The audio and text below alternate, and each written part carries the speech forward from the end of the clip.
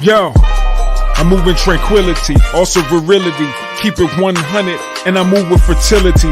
Giving birth to all the truth in the seasons planet. Trying to be one of the dopest kings that receive this planet. Taking dominion, and I ain't got time for no minions. I just want to make this money, stack my bread up with millions. Do this for my children, and do it all for my legacy. Let me see. Wisdom, knowledge, long life, and longevity. I'm a king.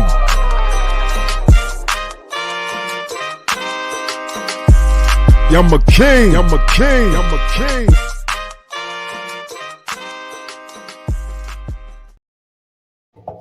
What up, y'all, man? Y'all know what it is, man. We back again. Y'all know it's the Virility Kings coming at y'all with a powerful episode once again. Salute to all my kings that's watching right now. And you know what? If we got some queens watching as well, we appreciate y'all, and we're happy to have y'all on this episode and this podcast as well. So if you looked and you read and you seen the title, you already know what the title is, man.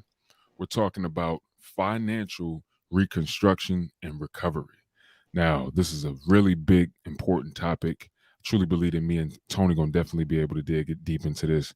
And yeah, man, you know, we're just gonna dig deep. Now, I want to make sure I say this first and foremost. We are not financial advisors. You know what I'm saying? We're not financial advisors at all. I don't got no background in accounting or nothing like that. You know, I haven't heard anything from Tony. Like, Tony, you ain't got no background either, right? No, sir. Average Joe. Yeah. So we just, you know, average, you know, people pushing to be, of course, above average, but we're just, you know, average men pushing to become better people and better kings. And we just want to share the info that we have. And hopefully it could be some value to you. And we also, you know, welcome you guys to be in the chat to speak your piece, your point. You know, if you got some powerful gems that you can pass on to another man or your fellow man, please be sure to comment in the chat. And if you want to hop on the video, let me know in the chat and I can send y'all the link. All right. But without further ado, man, we're going to dig deep and focus on this episode. All right. And it's financial reconstruction and recovery. Now, you know, we know a lot of people are going through different financial things, you know, financial struggles, even with COVID, even with a number of things in history, you know, just epidemics, pandemics, you know, financial crisis, recessions, just all these different things. You know, financial struggle has been around for years, especially for us Black people or us melanated people. You know, we definitely got a lot to come from and recover from. I can go all day about how, you know, we're so many steps behind because of how we were brought up and what we've experienced in this country. You know, we weren't really taught about wealth. Me personally, you know, I wasn't taught anything about money. I'm gonna keep it 1,000 with you, you know, and I don't think that my mom, you know, intentionally held anything back. She probably just really didn't know. The main thing that my mom taught me about money was save some for a rainy day, and that was some good advice, you know, for a kid. But when you become an adult, there's so much that we need to know about money and finances. There's so much that could save you a lot of heartache and everything like that. So we could, you know, we're gonna start this episode off with that. I guess just talking about, I guess, the struggles, because this is reconstruction, this is recovery. So we're just gonna talk about financial struggles first before we get into some of these big tips and things like that. So Tony, you want to break it off, man, in terms of, you know, financial struggles and dealing with those, or even where you think your struggle may have started and all that good stuff. Let me see. For me, like I said, average Joe, not a financial advisor. So I think that's the struggle, especially in the Black community. Let's just say you're a clean slate, but that's the struggle right there. There's not a lot of us who are brought up in the ways of money and knowing money. And unfortunately, in the Black community, we demonize that as acting white. But the white people got the money, so you might want to listen to them. And let's just be honest, especially here in America, we have to accept Black community. We are Americans. We are in a capitalist society. This is not a bad thing. It just, this is the role that you need to accept to build yourself up. The whole jealous mentality, we need to stop that. So fortunate enough for me, I wasn't brought up under that flag so much. But the idea of the struggle, though, I grew up in a single mother home. You know, my mother had two sons, and the thing about just being broke it was kind of defeating. Where I'll admit, being young and naive, you want nicer things. You kind of jealous of, well, how come Jimmy got this stuff down the street and Yes. your mom Preach. and sister can't afford it? So I think that was my first understanding of what I should do when it comes to my finances when I get on my own, is to, I'm going to say it, not have kids. Because Mm. my mother did express to me, um, the concern about having two kids is such a heartache. So maybe it was a demonized thing a little bit, but it was a lesson that helped me out. And the biggest lesson, to articulate it more into my more adulthood as of right now, is to keep your obligations low. So if Mm. you're that young 18, 21-year old, don't try to rush into things to try to, keep up with the Jeffersons, or put yourself in financial debts and everything to just look like you got money. No, you accept the fact that you are right now broke, and you try to keep it as a clean slate. And to steal a little term from Dave Ramsey, have you followed him at all, sir? Yeah, yeah. I've seen some content from Dave Ramsey. Yeah, Ramsey. He knows some pretty decent stuff as well. He mentioned the saying, and when I heard him say it, I was like, "You're right." The the borrower is slave to the lender. So Hmm. keeping those debts low or absolute minimum, is very key when you're building yourself up. And okay, I guess the first thing to understand is don't get distracted by the flashy. Look at what is on TV nowadays. The hip hop stars. They got the flashy this, the big rims, and all that stuff. And then we hear Facts. those Hollywood stories in the background, how they're really broke and just trying to, not maybe not broke, but they're renting a lot of that stuff just for the image.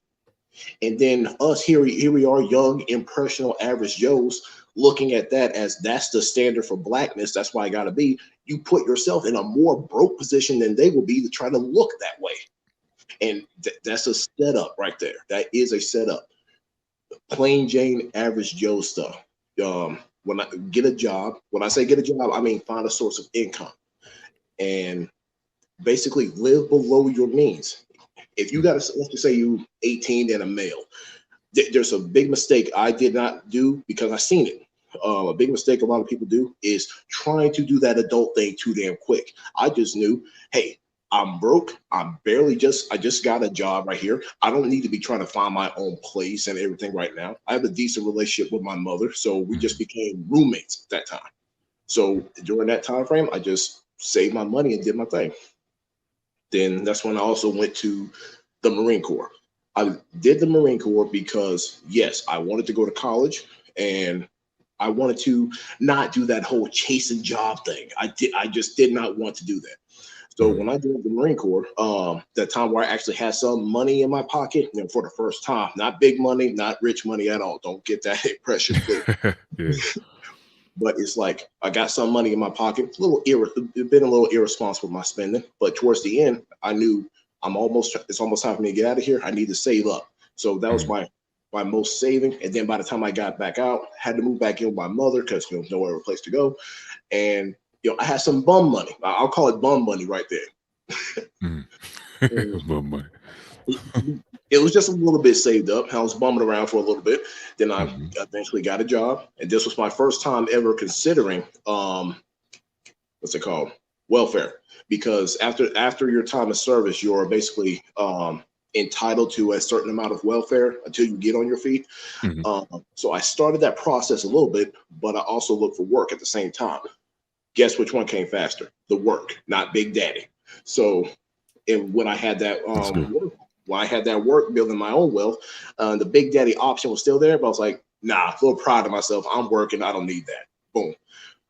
And I guess, just to pass it back to you, the understanding kind of really took place over there because now I'm getting my hands dirty, my feet wet, learning. I'm getting some skin in the game. I'm trying to spend my own money. But I'll pass it to you now, sir. Got you. Got you. Yeah, man. So it sounds like to me, like pretty much when you were younger, you ended up, being a roommate with your mom, and that helped you out a lot because you were able to save. Obviously, you was able to get your paper right and things like that. But I mean, in all actuality, that is a part of your struggle. So that's pretty much what you're trying to get across, right? Like that was a part of the financial struggle that you experienced because Yes. of that whole process, living with your mom, and then eventually deciding to go to the military, which was a very smart choice. So you didn't even really have a job yet. You No, just went straight to the military before you. So you had never been an employee. no, You I just had. went straight to the military. I have. It was let me see. My first job ever was Firehouse Subs, actually. Okay. So my first job was Firehouse Subs. Then I went to construction, Mhm. and there was what I also do. I also was a gas station clerk for a little bit. But by that gas station clerk thing, and me and my manager butted heads. Mhm. Female having to go into sixth gear all of a sudden. But Mhm. anyway, she basically, I was like, I'm tired of this bouncing around thing. I need something stable. I don't like change in that much. So Gotcha. that's why I decided to go into the military because I'm learning how not to be broke. And I'm still learning. I'm saying all this stuff, but this is me still learning. I don't know anything. I'm still don't know nothing. Don't know nothing. But trying. But trying. I feel you, bro. And that's the way of a king, man. I agree. That's the way of a king. I don't care how rich I get. I don't care how much money I have. I don't care how much people I have in my life, or how successful I get. I understand that I'm going to continuously keep learning, and I don't know anything. And us being like that and having that type of mentality as men and kings, I'm telling you, we will continuously grow. I think that's when we put that limit on ourselves is when we start to think like, oh, I know it all, or like, oh, I got this. Or when people start being led by their ego, say they're successful financially, right? And they got their money together. If they allow that to make them think that they got it all together, they probably ain't gonna keep growing like that. It's good for confidence, but in terms of overall like success, I think it could hamper us. So I respect that view, bro, and that's powerful. And Homer Simpson is in the chat. He said, "Yo, if I'm broke, I just eat ramen noodles." And look, I understand ramen noodle, like that. Hey, if I could count on my hands how many times I've had people say that, whether it's college, whether it's whatever. Understanding, look like if your money low, then shoot, you got to lower your how you eating and what you're doing. So that's a powerful point, and we definitely gonna dig deep on specific things that we could do to help us. But as far as financial struggle, right? Like as far as financial struggle, and Sharon said, "Hey man, she's in the chat as well. What's up, Sharon? How you doing?" Sharon back.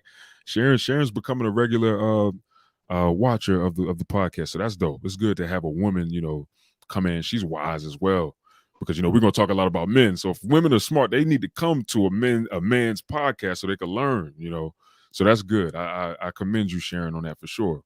But as far as financial struggle, man, I know so much about that. That's been my entire life, just in all honesty.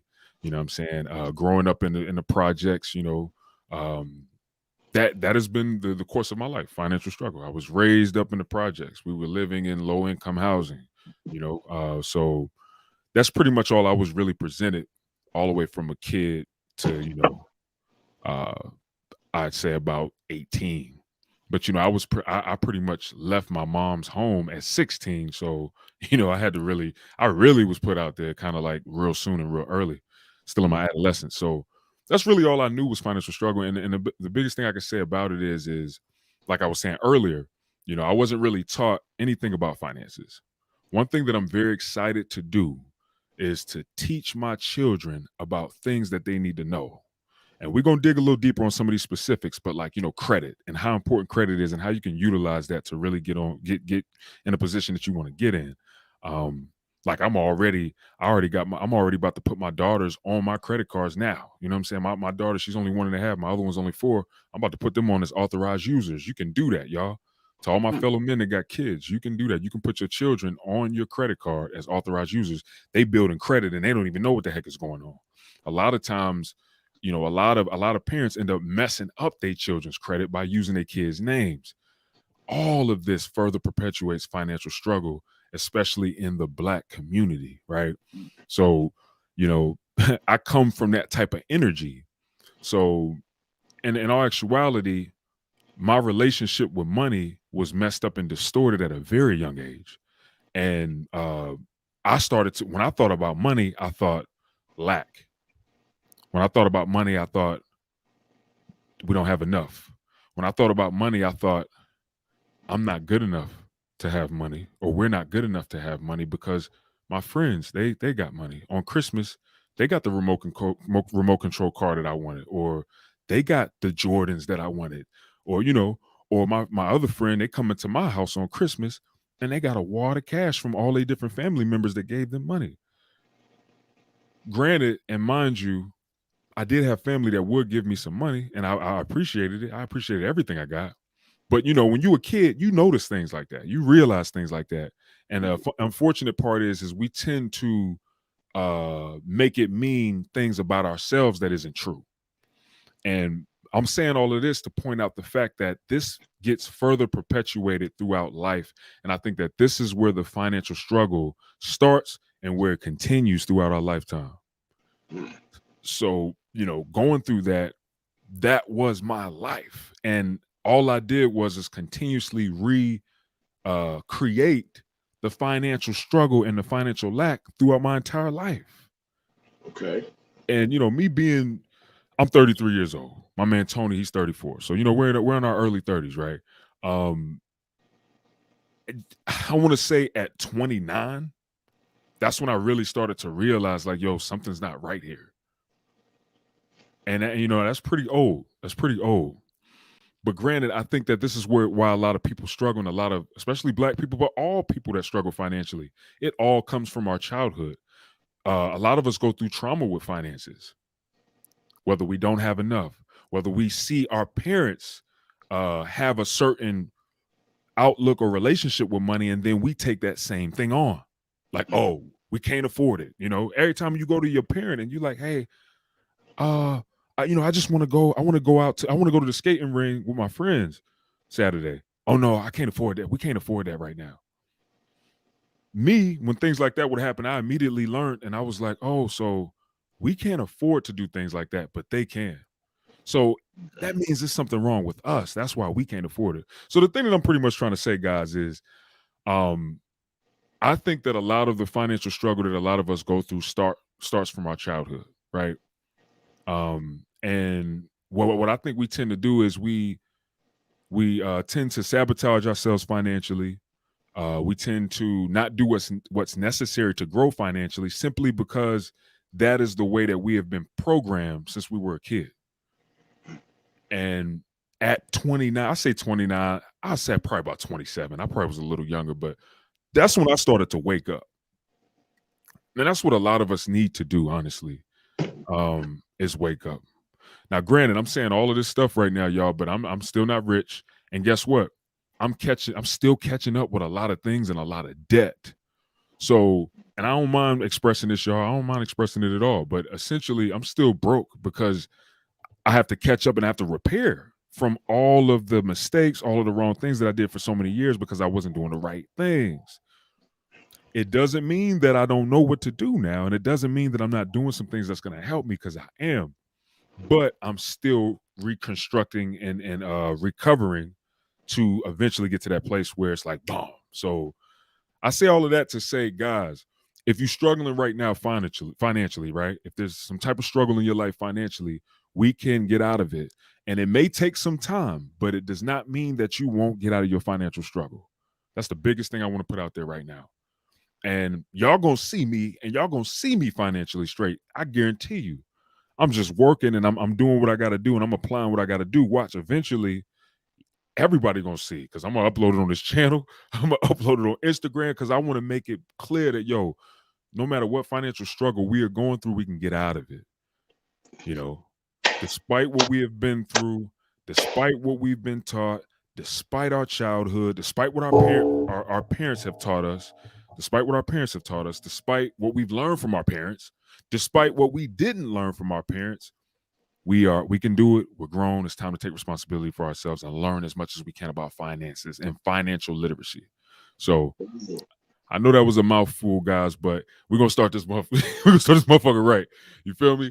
Because this is finances and this is a big deal. So first thing we're gonna jump into, huh? What you say, Got Tony? me motivated. Got me Yeah, motivated. bro. We got to do it, man, because it's such an important thing, especially for my fellow kings, y'all. Like, we are kings. Y'all understand what that role is and what it means to be a king. I had to learn because I was so confused and deceived by the videos and the movies on what they was presenting what kings were. I'm thinking, oh, so you're a king when you got all the money and all the women, and you can do whatever you want to do. That makes you a king. And it's like, nah, nah. You can have all those things, you can do all those things, but you could also be stupid and you could not be moving like a king at the same time. So we're gonna debunk all that with this podcast for sure. So without further ado, now that we got that out the way with the financial struggle, I want us to move into budgeting tips. Budgeting tips, man. Just to talk about some budgeting tips that guys can utilize, other people that can utilize that we're doing. So you want to throw that off, Tony, and get it started and tell them what you think about budgeting and budgeting tips. Budgeting tips. Yeah, I can tell you about that. Let me just backtrack a little bit to my story where Mhm. I was a CEO, right? So my my salary was about 35,000 a year. Now I'm working with other CEOs who make the same amount of money, correct? Yeah. But yet they're always complaining about not having enough, And I'm like, what are y'all doing? Y'all over here trying to live like the Jeffersons, but me being on a budget. I had my one bedroom condo at the time, one bedroom condo. I had my car budgeted where I could afford it and everything like that. I had my set, I tried to do the meal prep thing where I'm actually budgeting my food out. And I thought I was living like a king. That was a highlight king moment for me. I was like, I'm good. Everything's caught up. I'm good. I was confident as hell. Yeah. Everybody else complaining. I'm like, sucks to be you. We making the same money, but you miserable.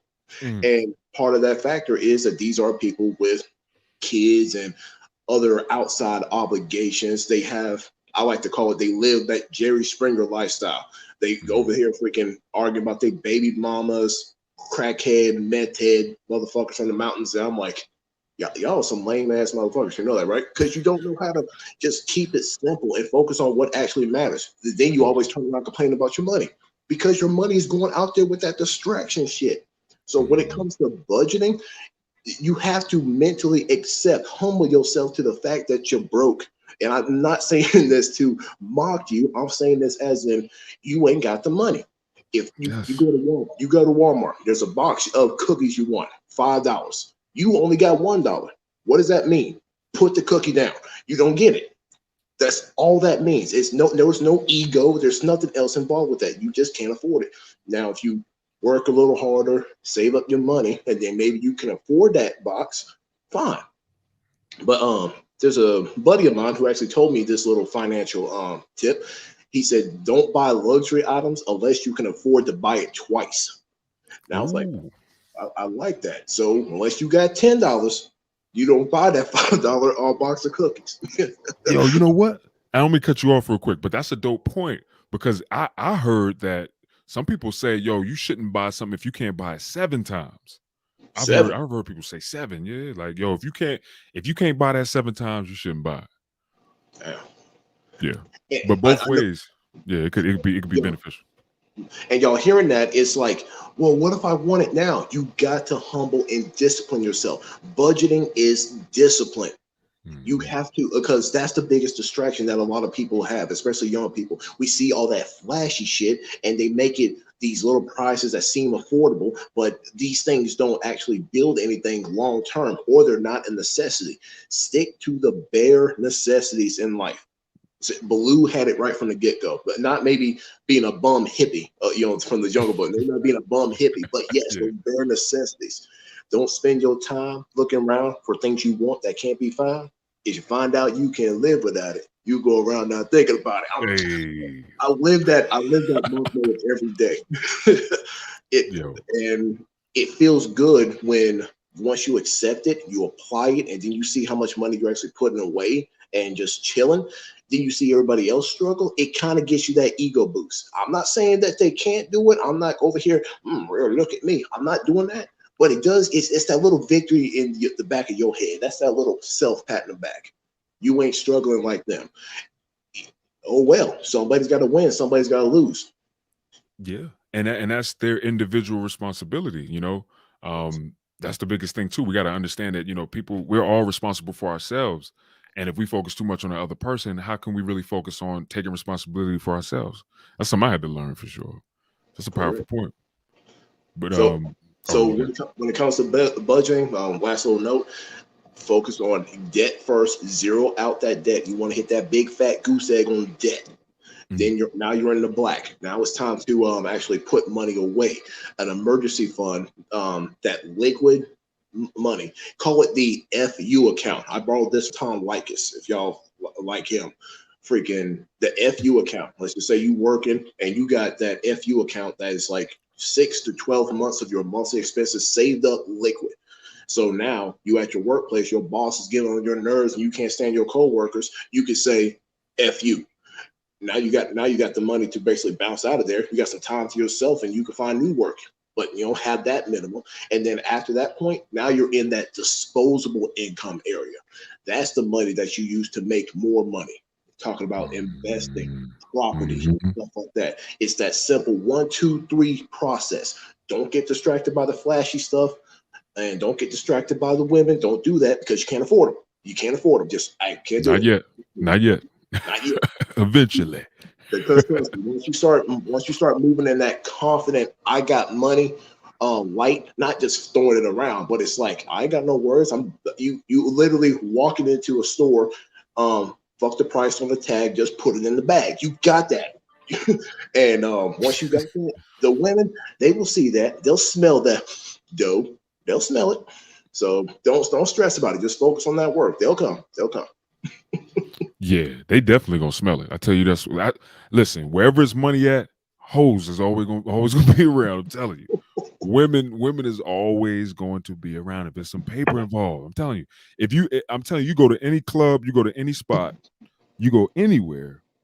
9 times out of 10, all the chicks is gonna be around the dude that got the money. So that's something to keep in mind for my men that really want to explore women and want to enjoy women. Man, get your paper right. I wish I would have did it. But I'm married now and I'm fine with that because now I can live with a king and live as a king with my queen and my princesses and my prince and really live a life and lead my legacy. So I ain't really tripping. I'm actually happy about that part. But yeah, so budgeting tips. So budgeting is a very, very important thing. And one thing that I love about budgeting is it really shows you that you have more money than you think you do. That's one thing that I realized with budgeting. I started like, especially when I started applying this actual thing I'm gonna say right now.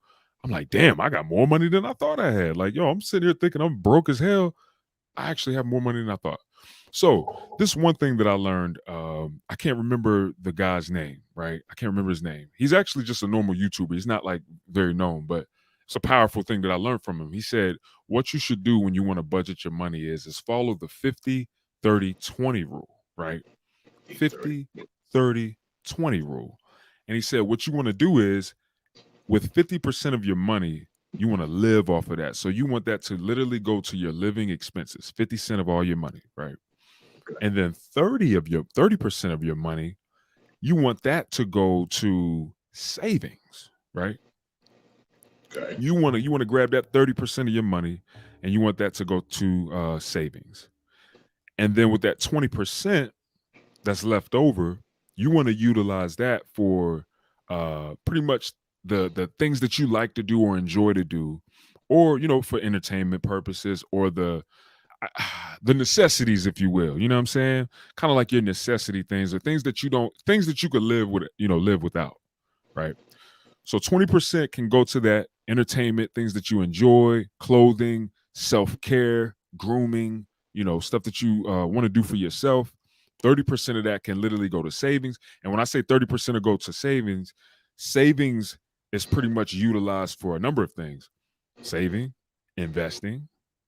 Because believe it or not, when you invest your money, you're either going to do two things. And we're going to talk about this a little further in this episode, but you're going to be either investing to multiply your money, or you're going to be investing to save money. And we'll dig deeper into that, so that'll make more clarity, later on in the episode. But I seen that and I was like, yo, that is dope. I can't wait to try it. And I tried it out. When I did stick to it, I gotta get back on it. Things happen, obviously. But when I did do it, I'm like, damn, I'm actually able to get the things that I want.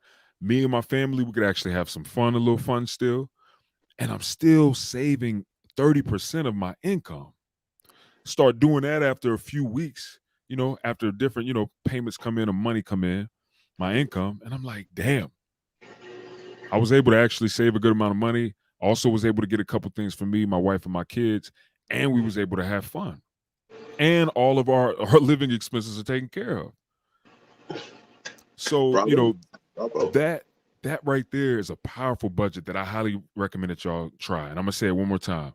It's the 50-30-20 rule. 50% of your money you use for your living expenses. That's bills, that's your rent, that's your car payment, that's gas, things that you need to live and to get by. 50% of your income can go to that. And then 30% of your income will literally go to saving and investing. And then 20% will go to doing things that you enjoy doing, uh, you know, via, enjoyment, going out having fun, getting your hair cut, getting your hair done, your kids, all this good stuff, all this type of stuff.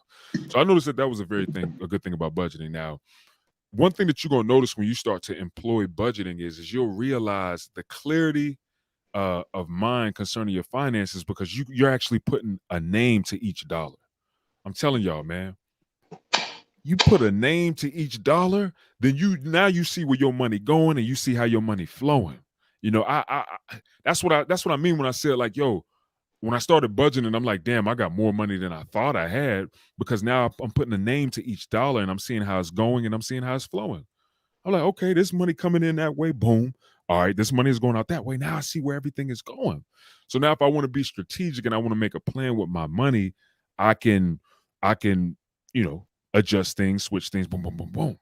I got this amount for investing or saving. Now I can do what I got to do and go in that pot and bring it over here to make more. So a lot of y'all probably have more money than you think, but since you don't have a budget or you're not putting a name to each dollar, you're spending blindly and you spending and you doing your thing. And next thing you know, you're like, damn, I only got $8 left in my bank account.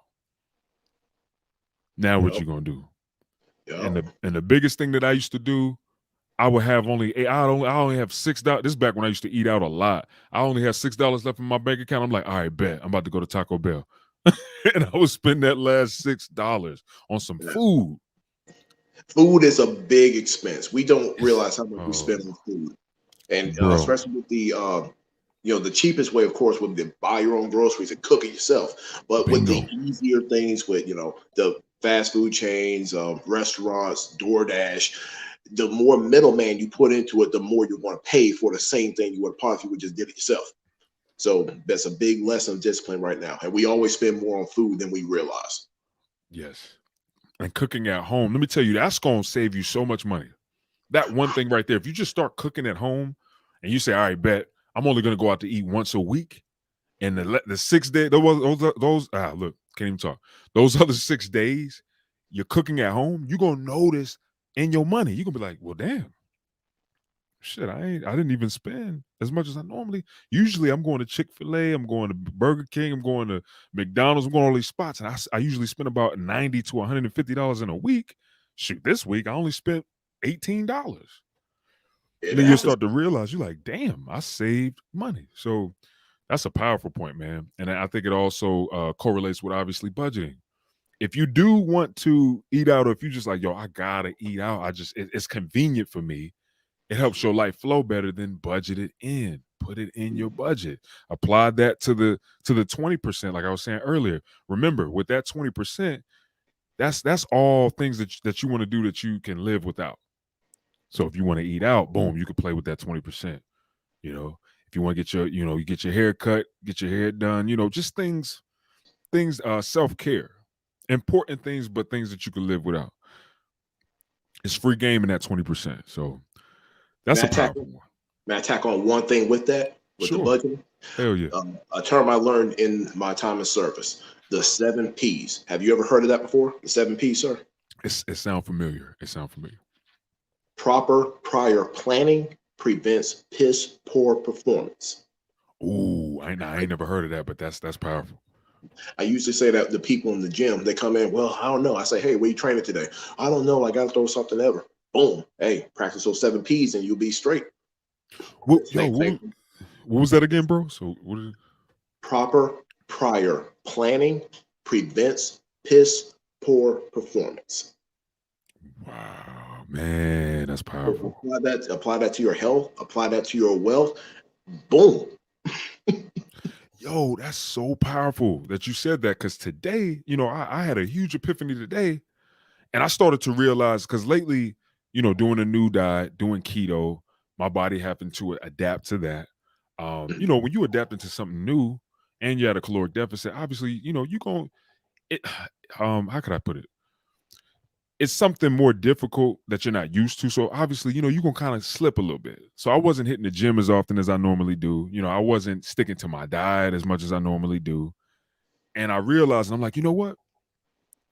The reason why I'm messing up with that is simply because I don't have my plan. I'm not following my schedule.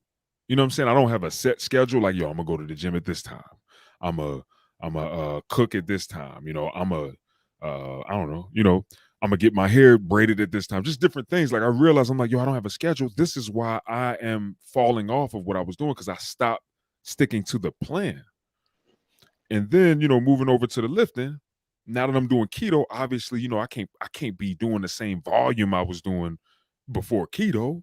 You Mhm. know, I was killing it in the gym. My volume was pretty damn high prior to keto. So of course my body's like, yo, what the fuck are you doing, bro? You can't do this type of shit. It's like, come on. You ain't even eating carbs no more like that, man. And you in here trying to hit, 20 reps of this. And so you know, in a nutshell, what I'm saying is I realize I'm like, yo, I am kind of just flowing and I don't have a plan. So that what you just said, it's like, yo, that's real shit. Like, make sure that you're following a proper plan. Like, have that proper plan so that it'll prevent you from doing, shitty stuff And or take or that messing up in your flow. right to the budget. Oh, I know where the money's going. It has every dollar has a name. Yes, that's powerful, man. So, yo, that we definitely killed that, and that pretty much budgeting, guys. Budget. I'm telling y'all, that is the best financial thing. Like I said earlier when I was talking about my mom, that was one thing my mom would say, and that's honestly the only conversation that me and my mom had about finances. It's deep to me. It's deep to me, and I know I'm not the only one, and I know a lot of people, especially Black people, can relate, and they could be like, "Yo." Unless they dad was pushing work or moving weight, or unless they mom was out on the block selling drugs, or like unless they actually were fortunate enough to have a mother or father that was into business, then they learned a lot more than likely if their Mhm. parent was in the business. But if their parent wasn't, you probably ain't had no conversations about financial literacy, and it wasn't on purpose. More than likely, they just didn't know. They didn't have financial literacy either. So it makes sense. So budgeting is definitely going to help with that, y'all, for sure. So now, what we're gonna move on to in this episode is investing. Investing. We're gonna dig deep into investing because let me tell y'all something. I'm gonna tell you right now, the biggest mistake that we make is getting our money, putting it in the bank, and just letting it sit in the bank. All right. Simply because the bank ain't gonna pay you shit in interest. They honestly, you could look it up right now. If you got a bank account right now, you can literally go to the terms and conditions of your bank account and you will see how much interest you getting annually. And I'm telling you right now, it's low as hell. It's probably like it's probably like point, like, who knows? If you're lucky, it might be 1%, but I doubt it. Mm. It's very low. It's like anywhere from 1 to 2%, uh, you know, on every dollar annually, and that is terrible. Not even to mention, um, not even to mention inflation. Mm. So we know inflation is what? Inflation is about 2.5% every year going up. So that means you losing money when you put money in the bank. So investing is always going to be smart and intelligent, and it's very financially literate because when you invest money, you're going to make more back. So we're going to dig deep into that, and we're going to definitely, flip some things in terms of that and get into some specifics on that. Tony, man, where you stand with investing? What's your mindset on investing? Are you doing investing, and what type of value would you pass on to the fellow kings that's watching? I'll admit, investing is my lowest point because I'm hitting the ground running as of right now. Mm, So the one thing I will tell you about investing is you want to try to have that money develop to that disposable income. Before you start investing and the money you're willing to put to it, it's money that you will not miss. That's a Mm, very important thing when it mm, comes to investing in general. I'm talking to you as an average Joe. I'm broke and all that good shit. But it also is good to just learn this stuff and try to put yourself in that position sooner than later. So here I am, 34, starting to now invest. To all the people I'm talking to, the people who know more than me, you gotta humble yourself and do not take advice from people who don't have what you want. yes. And that goes back to our parents. You know, our parents are broke. To listen to them for financial advice, probably not a good thing, but you can Mhm. learn from them as in what not to do. So that's a valuable lesson too.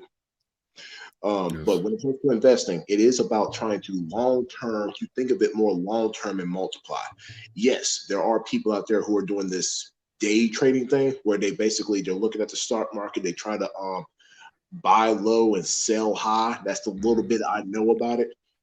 But me, I'm focused on I'm just getting my feet wet, long term grabbing holds, and invest in some of the big names. I'm not going to freaking shoot out anything your way right now because I'm not a savvy in that. But I Mhm. would say this real broad stroking here. So number one, it's disposable income, money you will not miss. So once you put that $500,000 in whatever stock or whatever, you don't need it. Like, damn, I wish I wouldn't do it. Now I'm hungry. Don't do that. So so that's number one. Number two, think long term. Don't sit there and just always back and forth looking at your stocks, hoping that it grows those 1, 2%, and then it drops. You panic. I think the term for that is called FUD. Mm. Fear, uncertainty, and despair. I forget what the D word actually is, but it's like because money is emotional. That's why when we talk about money, ears go up no matter who it is. Ears go up when you hear about money because we have to respect money as something more than just something to spend. It's a reflection of your work, your discipline, your talent, Mm. your priorities. You have to accept that about money. And a lot of people unfortunately learn that later and hopefully not too late. Get that young man crap out of your system and hey, this is young, this is my money. This is my provider, protector, my kingship, my little empire. How do I build it? Yes. Powerful, man. Hell yeah. Yeah. So that's the little bit I can give you. Freaking disposable income, money you won't miss. Try to aim long term. So that time you're when I look at retirement this way, rather than looking at retirement as in the point where okay, I'm done working, now I'm going to take all these vacations to Fiji or Dubai or whatever. No, I'm preparing for retirement as in this is the day where I am no longer able to work. Mm. And what have I saved up for to take care of myself? When I'm older, my health will be a bigger factor, will be a bigger concern. The place I'll live, is it suitable, safe? These are things that the retirement that I'm thinking of. I can't say for everybody. Maybe you do want to go to Fiji and Dubai. Good on you, because once you spend that money, it's spent. Remember that too. Facts, man. Yeah, I totally agree on that, bro. Everything that you touched on, man, that is powerful information. And even though you're not an expert, obviously, I'm not an expert. We're not financial advisors or anything like that. But that little piece of information is very powerful, especially if you're a new investor or you're just starting out in investments, and say you don't have a lot of capital to invest. Man, just like he said, use that disposable income to get your feet wet so that you can, get used to investing first. You don't want to be like, all right, bet all money in, blah, and put all your money into one cow and then that cow just take off, with your shit, with your money, or the cow just die right on sight. And you like, damn, I put all my your girlfriend or your wife ready to kill you because you put all the money into it. So powerful information, bro. Definitely powerful. And look, since we talking about investing, I may as well go ahead and talk about our sponsor real quick, right? We have a sponsor, guys. Superhuman Labs. As you can see, I got the shirt Oh, on right now, guys. Superhuman Labs, man, that's the sponsor. And pretty much Superhuman Labs has powerful herbs, products that's made with herbs, natural herbs that can help you in so many different ways. They have powerful products. One product specifically is Virility. If you guys follow me, y'all already know that's the product that I push heavily. It's a powerful natural testosterone booster and testosterone support. I don't even like to say booster. It's a support supplement. So I'm gonna go ahead and show y'all a quick clip of that from Superhuman Labs.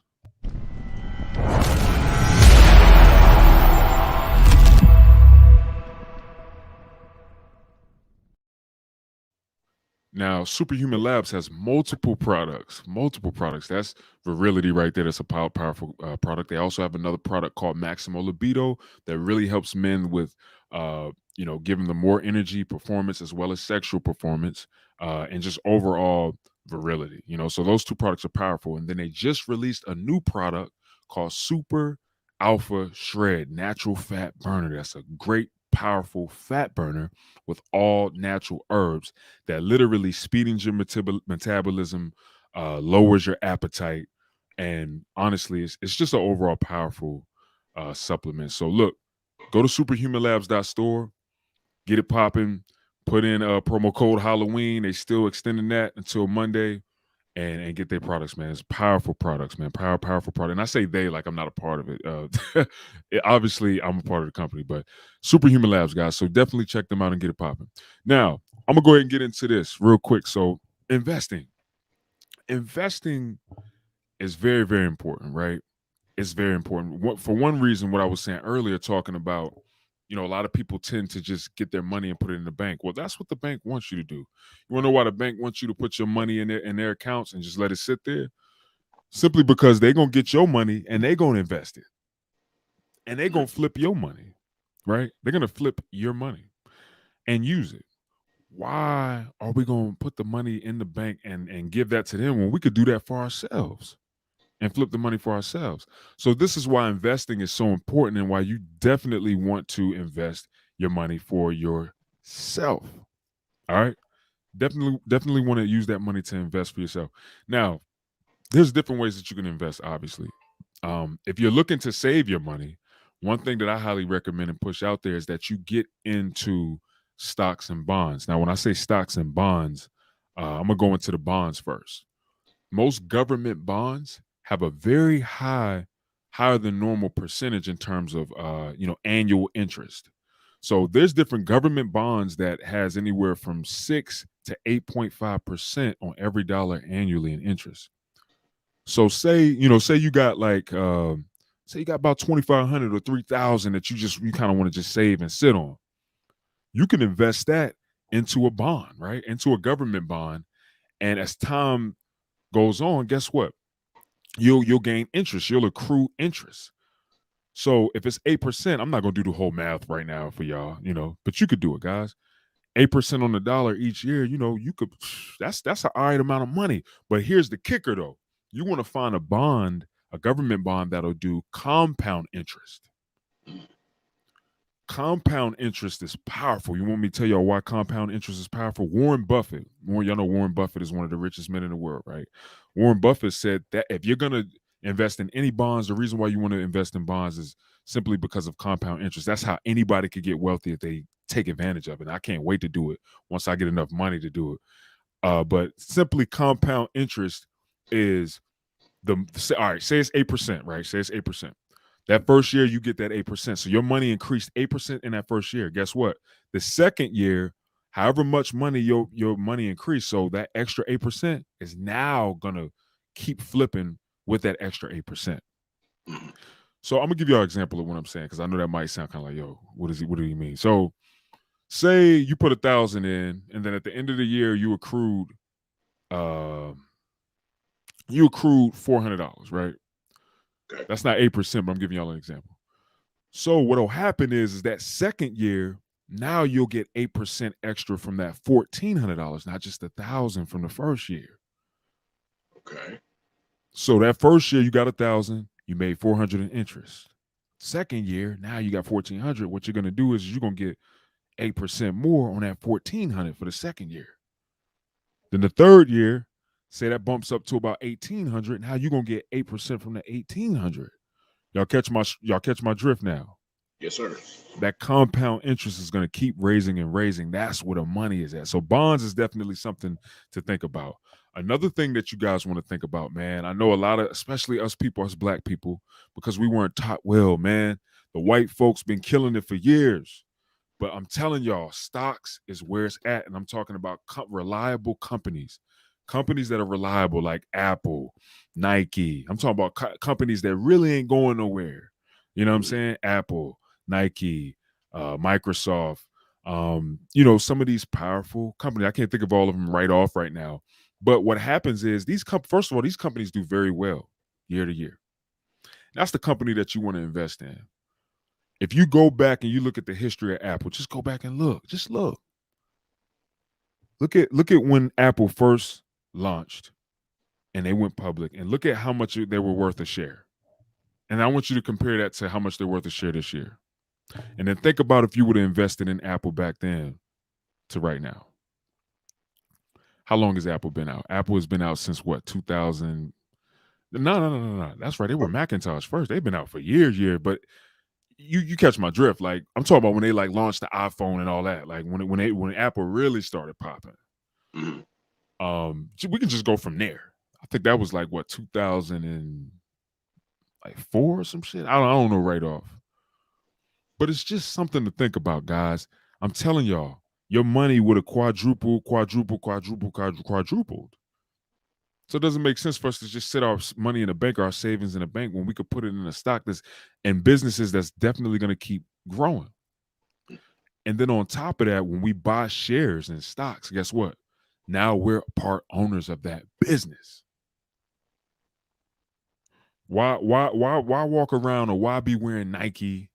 Why are you gonna be wearing, Nike, or why are you wearing Polo or Gucci? And I learned this from my man, what's his name? The trap something. I can't even think of his name. Damn, I can't think of his name, but he pushes this heavily. The trap something. The trap Wall Street Trapper. I think that's his name, Wall Street Trapper, right? And he pushes this, and it's like, yo, if you're gonna wear Gucci, I'm not paying all that money for that shit. Fuck out of here. But if you're gonna wear Gucci, Louis Vuitton, Balenciaga, all these companies, why not buy shares and be an owner of that company? Since you put money and you buying it anyway. So guys, think about that. That's why investing is powerful, because you can get ownership. If we think about any wealthy people in the world, I'm talking about billionaires, they are all owners, and they have a lot of ownership, and that's how they continuously get more rich or wealthy. So keep this in mind, y'all. But investing is powerful, man. Investing is powerful. You can invest in a number of things. Man, I learned about investing when I was selling drugs. Straight up. I'm gonna keep it 100 with y'all. I'm gonna keep it funky. I learned about investing back when I used to buy a pound, you know what I'm saying? Or I used to buy a quarter pound, and then I flip that quarter pound and I go back and buy a half a pound, and I invest in and get me a full pound, and I can go get me 2.5 pound, you know what I'm saying? And then I can do this and do that. That's how I learned about investing. And if you sell drugs, you've been in the street, or you from the hood, you already have the business acumen and you don't even realize it. Because that's all business really is, guys. That's all it is. It's supply and demand. It's product, consumers. That's how they winning. It's investors and it's buyers.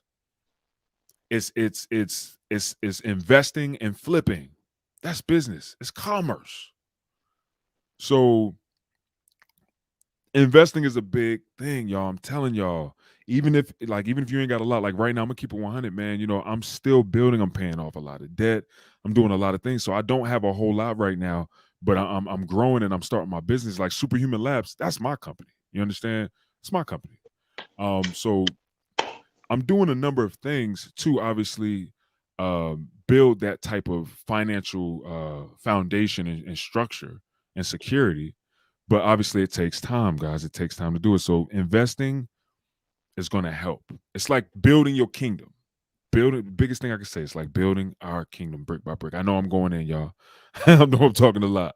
I got a lot to try to put out there, y'all. But yeah. I could go all day about investing, but honestly, guys, investing is what's going to help. Once the money gets right, you can start investing in real estate. Oh my God, it just gets better and better. Real estate, um, the list goes on, man. Where you start investing in assets, and those assets pay you on a regular basis. That's when we start getting wealthy. Listen, wealth is a good. I'm gonna go off of what you said, Tony, earlier, real quick. I'm gonna go off of what you said earlier. So you were talking about how, you figured out a way to keep your finances situated, and you was happy with that, and you weren't stressing or nothing, and you was watching other people struggle financially, and y'all was getting paid the same money. guess what? You were moving in wealth at that moment. All your bills was paid for, right? Yes, sir. All your bills was paid for. You probably had some money to put up and save. You also was able to get the bare necessities, and you was happy. Yeah, yes, I was. That a lot of us we forget we get twisted up with this whole thing and what we see on TV and what the media presents us, guys. But a lot of us are actually closer to wealth than what we think. You understand? Um, in all actuality, wealth is how long your money goes. That's really the specific, definition of wealth. Like wealth is literally considered being able to buy time. So if you're a billionaire, the $1 billion, that's gonna last for generations. That's time. After you dead, your money's still here. And that's actually wealth. But I'm talking about wealth of mind. I'm talking about peace of mind. And I'm talking about wealth financially in terms, hey, I'm not stressing over money. That's wealth too. That peace of mind, yes, sir.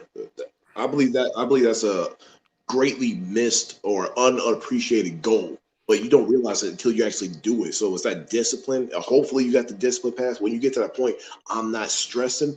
That's boom. That's a beautiful thing about money. It's not about, oh, I can spend it on anything. It's just I don't got to worry about anything. Yes.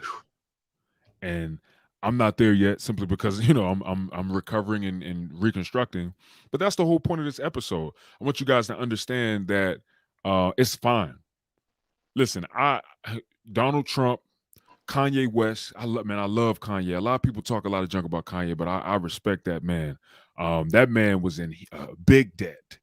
Now that man is worth $9 billion. You know what I'm saying? Donald Trump, yeah, he come from a rich family, but guess what? He went in millions and millions of dollars of debt and was able to, boom, come back stronger. Like, bow. You know what I'm saying? I respect people like that. And I see that that's why Kanye was respecting Trump so much because he was his hero. He's like, yo, you're my hero, man. You you was in debt and you was able to come back and now you're still one of the wealthiest people on the planet. So it's just something to think about, guys. We don't have to be filled down if we are going through financial struggle or financial crisis. And listen, there's a way out and we'll be able to get through this, guys, for sure. So yeah, it's powerful, man. All right. So now we're gonna dig deep into this that could really help reconstruct and also help us recover financially. And it's gonna be starting a business. Starting a business, guys. Yes. Flash the shirt one more time. Oh yeah, yeah. Y'all know what it is, man. Superhuman Labs, and I'm not rich yet, but I got multiple businesses. This is one. It's all under the umbrella. So like this symbol behind me, that's Superhuman. Y'all probably see a lot of that. Y'all see it on my channel. Y'all see it on Instagram. That right there is the entire empire. Superhuman Fast Train Hill. That's the full, company. And then these are under the umbrella of Superhuman Fast Train Hill. So Superhuman Labs is the natural supplements, Superhuman Apparel. That's obviously, like the tank top that you bought, in which I appreciate so much. My man Tony supporting that brand. But these are businesses that I'm creating, and they're my babies, and I plan to get them to expand and grow, and eventually I could pass them down to my kids. Start a business, but that's what we're gonna get into because this is what can help us out a lot because there's so many things that could be done and that we can do in terms of starting a business. You have to understand, find out what you're good at, find out what it is that you could do that's not hard for you, or learn skills or learn some skills, learn some uh needed skills that's on demand that people need. You could start a business with a number of these things. So, Tony, how do you feel about that? What you think about starting a business in terms of financial reconstruction and recovery? Um, I'm going to say this. I am a 9 to 5er. I'm a 9 to 5er. I have a normal job. Mm. I'm going to tell people you have to, like you said, with that business idea, you doesn't necessarily have to be a physical product that you're bringing out there. As a 9 to 5er, you are the product. You Yes. are taking control of yourself. Your time and your service is your product because it's on demand. Right now, uh, not going down that rabbit hole too much, but there's help wanted signs all over the place. So that means there's a demand. You have to be the supply. And yes, that's going to be you putting in that time and that effort to make that happen. But that's how it works. You are your own business owner. And that is the Mm, beauty of capitalism. Right now, I am basically flaunting that muscle when it comes to my workplace. They need these extra assignments filled. I'm filling them because there is a demand. I'm the supply. I'm supplying that, and then what I do with my cut is my business. So that's kind of like it's the most humble way. But it's not trying to make you seem like just because you are bottom tier unskilled labor, just because you're that doesn't mean you ain't part of the game. Everybody thanks. starts everybody starts at a different position in life. The goal is, I'm saying this to America and I'm saying this to the black community especially. I don't care how far up somebody else has started ahead of you. The fact is, yes, you are part of that game. You're right here, and you once you get moving, you're in a better position than where you started. That is the American dream. We all have that ability. Do not stunt yourself with the mental chains of white privilege, Mm, jealousy, and just the fact that you didn't start off the same way they did. No, you are part of the game. I am a living example of that. And I'll tell you right now, it may not be much, but I went from that little king status that I was at. I went to the bottom of the hill because once I decided to quit corrections, that's a different story. I decided to quit. That's when I thought I had some money saved up, I learned the importance of money right then. I didn't have my money I saved up wasn't shit. I wasn't ready for it. mm, But what did I do? I went from losing my own place, moving back in with my mother, to moving to my grandmother's couch, mm. then building myself up to actually pay off my car, clear up my that little debt I had, went up to having my own apartment, building myself up to eliminate even a little bit more debt. Freaking now, I am starting a property ownership right now. This area that you see is mine. I'm working on that. Man, And yo, congratulations, bro. It's so powerful. it's all about that. That's that rise and fall right there. And it may not be much, but me accepting myself as an average Joe, it can be done. It can be done. And I just find it disrespectful when I see people who are like me or better. Let's just put them on top. They better than me. When I see Mm, other black people better than me who try to tell us average Joes what we can't do. yo. I, I will. I don't.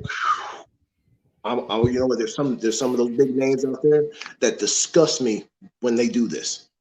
You know, you mind if I shoot them out real quick? Just a few. No problem. Yeah, it's all good. Yeah. Um, Colin Kaepernick, he just did this, where he put a Netflix video out there talking about how the NFL is akin to slavery. That was disgusting to me. Why? Mm, When I was young, and I know a lot of black men I'm with right now who are athletically gifted, that was their dream to try to be part of the NFL. And mm, this person who was already high up on the hog and started off in a better position than a lot of us, playing in the NFL, one of the peak positions that you can be as an American, want to now say it's akin to slavery. That is disgusting. mm. I, So I don't mean to cut you off, but I want to intercede because I understand your perspective. So I want to make sure I start off with that. I understand your perspective, and I understand the lens that you're viewing it from. What I would suggest, right, is to kind of consider his specific position and what may be going on behind closed doors that we have no idea about. Because in a nutshell, from your perspective, I understand where you're coming from because you're pretty much saying like, yo, you were at a place where people dying to make it to. You're there. You made it there. You set for life, essentially, if you be wise enough. And you got the money that you need. You set. And there's people who would love and would give their lung to make it to the NFL. People working hard, men and working hard as hell, and you sitting here complaining. I understand that totally, Tony. But here's my thing.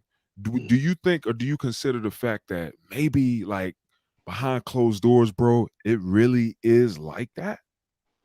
No, sir.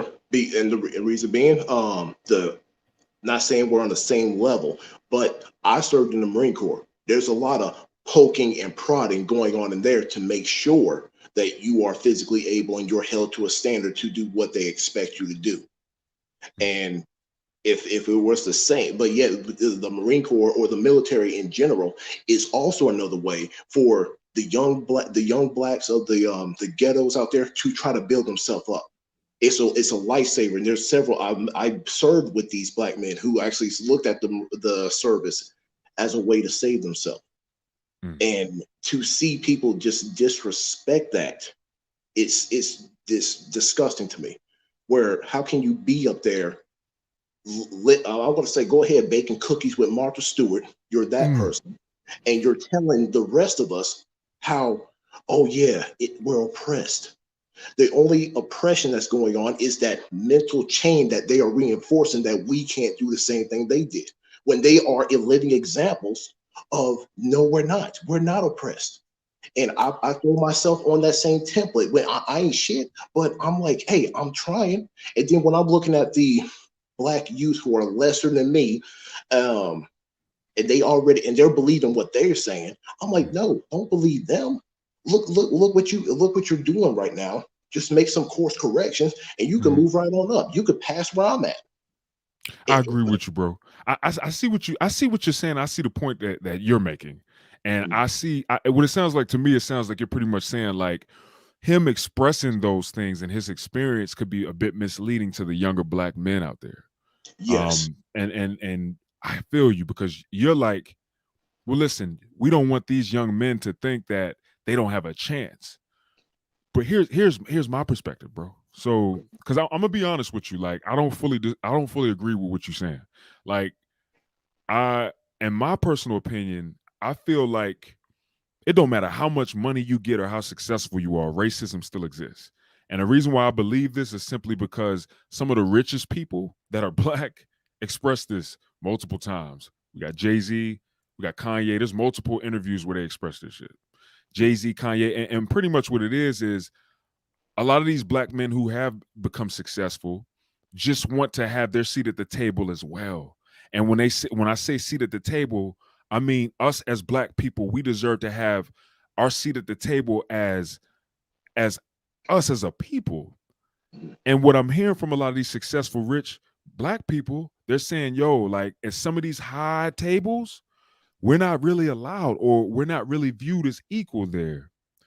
So as I can say, I do agree with where you're coming from, and a lot of us young men maybe being kind of taking it the wrong way.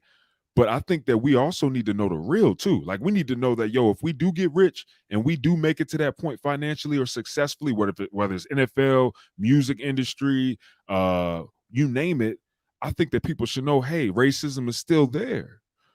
You know? I do not disagree at all that there is racism exists as in on individual basis.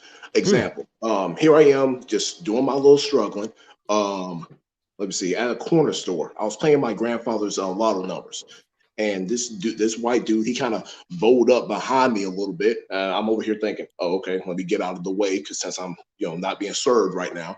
Mm. Apparently he had this little conversation with the white store clerk there, and when he was leaving, he bought his shit and he was leaving. He's like, "Stay white, man, stay white," and walking out the door. So, and me and the white store clerk, we just look at each other. I'm like, he had too much to drink this morning, did he? So I'm playing it off, and I believe that right there is like the peak of white racism that I have to worry about some drunken motherfucker 10 o'clock in the morning talking shit. Mm. Whoop de damn do. I mean, that's nothing. And so, is there racism out there? Yes, but if that's the worst that it could bring to the table, He didn't put his hands on me. He's not affecting my money. He can't tell me what to do. Mm. I ain't worried about him. And so, and then I also, I guess another part where I get shitting on, where we're here trying to motivate our youth, men, black men, to do Mm. better. Yeah. And then when I'm saying that message, guess what I get called? The coon, A the coon. Uncle Yeah. Tom. And I'm like, you're calling me the coon and Uncle Tom when I'm comparing a lot of these more successful black people. There's a term out there called a house nigga. Now, I Hmm. will throw that out there because you're right there in Master's house, in the wealth. You don't got nothing to worry about. Baking cookies with Martha Stewart. You're right there beside him, and you're But telling the rest of and that's a you're part of the problem, Tony. what, That's the problem, bro. yes, it is That because that you're that that there's still a table. That there's still this, you know, this. I guess in that sense, no matter how high we get, there's still that place where it's like, hey, we are the power. Don't matter how rich, successful you get. That's the problem. and that's where I would basically back it off and try to take the concern of racism off the table. Because if you see them and you see that there is black people amongst that group, there's nothing Yeah. really stopping them. It's just about the game you're willing to play with them. And I, for one, I don't care how much money I get, I will not play the game of telling the people beneath me, especially if I'm going to be concerned about the black community. Mhm. I'm not going to tell them what they can't do. Like, I'll bring it to the gym. I'm bench pressing 315 like it's nobody's business, right? Here Mhm. comes a young black man. Hey, how do I get big and strong like you, Tony? Oh, you can't do that because you're oppressed. So wait, so you saying that Colin Kaepernick said that people can't do something because they oppressed? No, he didn't say that. He's just basically akin it to slavery. And we know how the slavery conversation is basically a taboo in the black community, and we always cling to that as if we were slaves. I would tell the black America we need to stop trying to pretend that we just got off the plantation yesterday. Yes, we kind of have a social economic disadvantage, but us sticking to the narrative and the victimhood of years past is not going to build us up. What we're talking about right now, this financial literacy, the Mhm. trying to be more masculine, trying to be a more responsible adult, that is what's going to build us up. So that's why I'm proud to be part of this podcast to get this message out there and have this clearance of this more clearance of trying to tell people you're not limited. And I try to live that every day. And then Yeah. it sucks when I get shitted on by other black people. Oh, you just acting white. By doing my job, by building myself up, I'm acting white. And then they're the same people who turn around and complain about white people being up there. So I agree. I agree with that, bro. And I'm gonna be clear because I agree with that part. I agree with your perspective in a sense where we shouldn't be thinking as victims as black people. We damn for sure shouldn't because we're not victims anymore. Um, I agree with that. So I want to be clear on that. I totally agree on that. But I think that perspective may be correlated to one person's experience and them expressing their experience and their perspective. So essentially what I'm trying to say, because I don't want us to get too far off topic, right? But so Colin Kaepernick says and expresses his view, right, and his experience. Mm, Okay, I personally think that the people who view it the way that you view it are pretty much a part of the narrative that the media wants to present, right? And this is where the division is coming into play because now we got white people and black people divided, then we got black people divided. Now mm, the best way that I could break it down is Colin Kaepernick pretty much is saying, hey, being in the NFL is akin to slavery simply because of what he's seeing and what he's experiencing in that league, right? I don't think that he's trying to say, hey, so all my guys out there that want to make it to the NFL, you can't do it because it's like slavery. I don't. I mm. think that that's the narrative that's being pushed, though, and I don't even think that that was his intention or what he was trying to say. I want to say he's saying you can't do it, but the idea of being akin to slavery, why wouldn't that discourage a young black youth? Well, I don't want to be a slave because that's the taboo in the black community, slavery Well, stuff. So well, if he's yeah, labeling it as slavery, that's going to discourage the young black talents out there to try to do it. And yeah. if we're going to talk about slavery, how many slaves get paid like him? Where's the So where's the whip marks on his back? that's true, but here's the thing, bro. It's a new slavery now. So, so here, all right.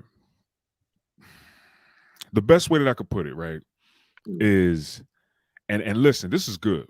It's good for men to come with two different perspectives, bro, because it'll help us both gain more clarity and we could both learn from each other, right? okay. Um, And it's all in love and respect. You my co-host, so I'm, we dig deep. So this is real good. Okay. Um,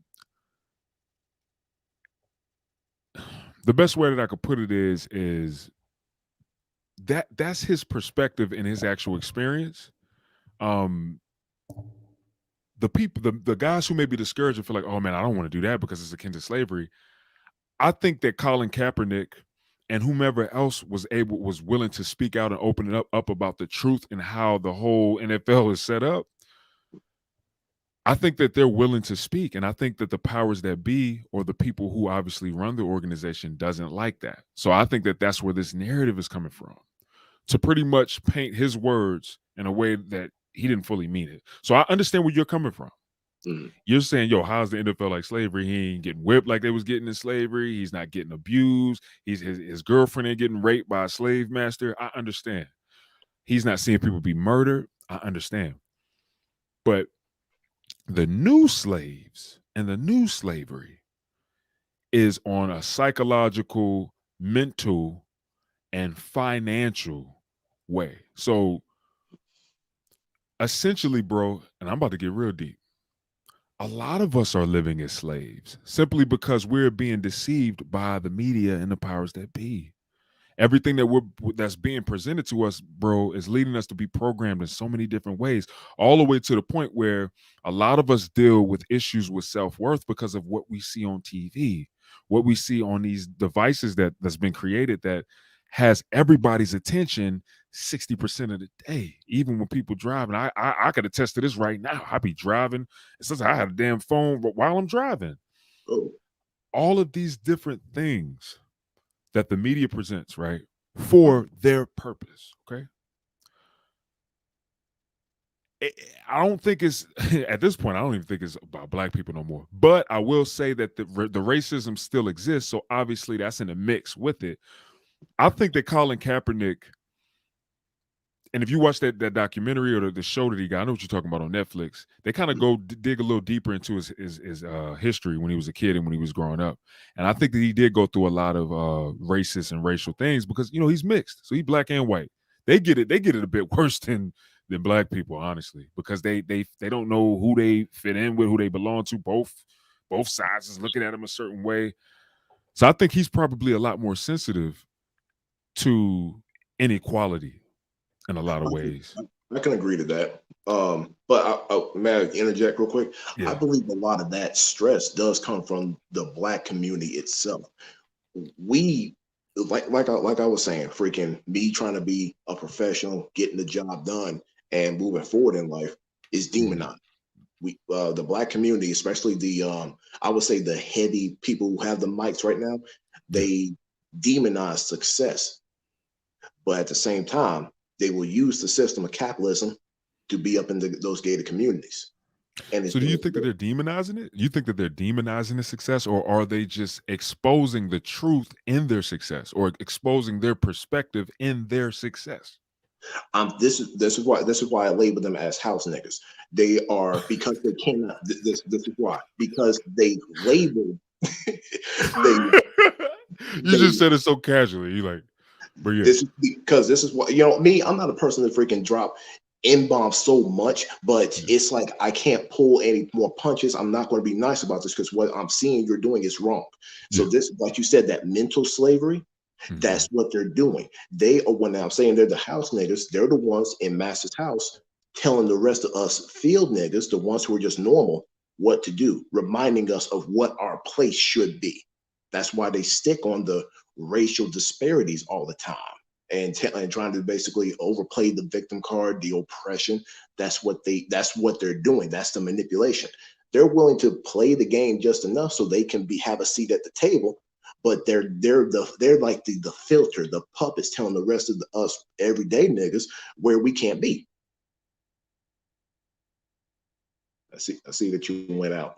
So Merrick, I know I went a little off tangent there, but that's how I feel about that situation. And back to my point of that entrepreneurship, it's you be me not being a person to sell a product. You have to consider yourself the product. Consider yourself the product to build up and move forward because that's what entrepreneurs do. They supply a demand. You supply a demand. So don't discourage yourself from just being an average Joe 9 to 5 of a low skill set. See, Kevin, he's still having some technical difficulties. So y'all could be anywhere in the world, but you're here with me. How you doing? Don't pay attention to that.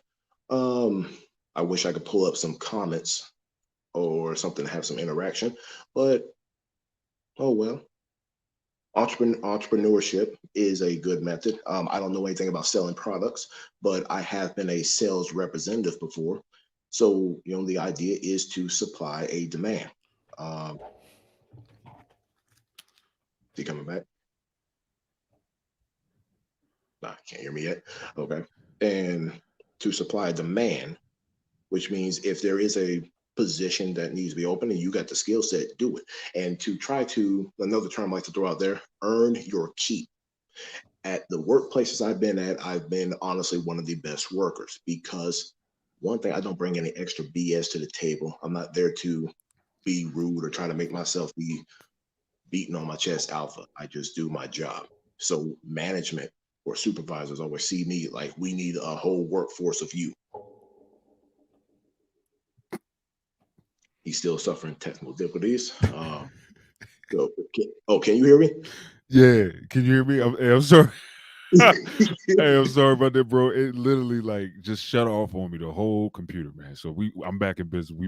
I can hear y'all. I'm getting the camera situated, and yeah, we about to be back, and I'm about to be right back in live effect, straight up. All right. Well, if you heard anything I said about the entrepreneurship, let me just wrap it up and then I'll Okay. pass it back to you. Cool. Entrepreneurship is all about supply and demand. So when there's a demand, if you can fit that supply, if you're the supply, you can work it. Or if you solve a problem, that's the two quickest way to get rich. You supply and demand or solve a problem. There's a problem Yes, out there. You can solve it, boom, because you just right there filled that supply for another demand. Welcome back. definitely, man. I'm back, yo. Sorry about that, guys. Had a quick my computer, man, with the charger, it'll just when it lets you know it's dying, it just shut off. But we back. I'm back. So yeah, what I heard you saying, man, it sounds that's very accurate, man, and dope. And solving a solution, yes, that man, I could definitely segue on that. That is the biggest part of business. If you can solve somebody's solution, they are going to continuously come back to you unless you just you help them solve that solution and it's solved and that's it. But you can continue that as well. But yeah, as far as starting a business, guys, I'm telling you, that is one of the best things that you could do in this time frame. Finding something that you're good at. If you're not good at anything right off, or you don't have anything I think we all have a gift and talent, but if you don't can't pinpoint anything right now, learn a skill, learn something that you can do that you could do on your own, and you can provide it as a service or create a product. And that's essentially what I've been doing with, in terms of a product, Superhuman Labs, multiple products that's helping guys. Guys are getting great results. And this fat burner has some people try that out as well. Great results, you know. Um, so it's very, very powerful in that sense. Also, a service, having a service. I have a service. I'm a personal trainer, so I coach and I train clients. I do macro coaching, gym coaching online, you know, help them reach the goals that they want to reach. If they want to get leaner, put on muscle, get stronger, boom, boom, boom. I offer that service, one-on-one coaching. Find something that you can do, right? And that right there can really help you get some extra income, you know? And there's so many different ways that you can have other people work for you, and you can utilize their work and make money with that. There's one thing actually called broker. It's called brokerage, right? So doing broker work, right? You can become a broker. And you can go on Fiverr, Fiverr, Fiverr. Some people say Fiverr, Fiverr. It's pretty much a freelancing website. You can go there to get different work done.